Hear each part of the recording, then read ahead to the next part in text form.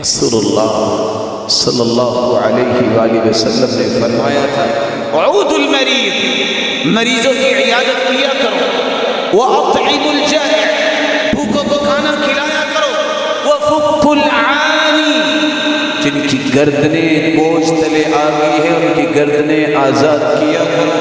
صحابی روایت کرتے ہیں رسول اللہ صلی اللہ علیہ وسلم نے فرمایا جو صبح کے وقت عیادت کرنے جاتا ہے صلی علیہ 70,000 ملک، 70,000 فرشتے صبح سے شام تک اس کی بخشش اور برکت کی دعاؤں میں لگ جاتے ہیں۔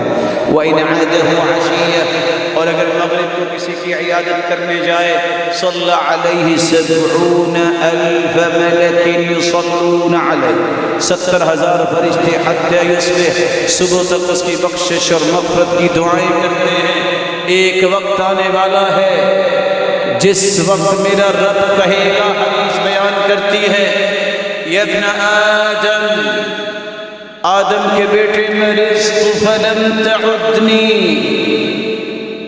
میرے بندے میں بیمار ہوا تھا تو نے میری عیادت کیوں نہیں کی؟ میرے بندے مجھے بھوک لگی تھی تو نے مجھے کھانا کیوں نہیں دیا؟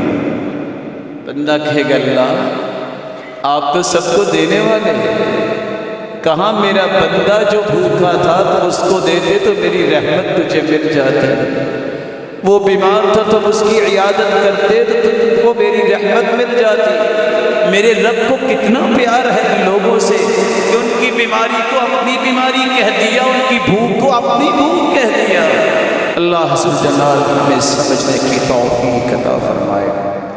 میرے بھائی، میری اللہ سے دعا ہے جتنے بیٹھے ہیں سب کو اپنی رحمت کے سائے میں لپیٹ لے۔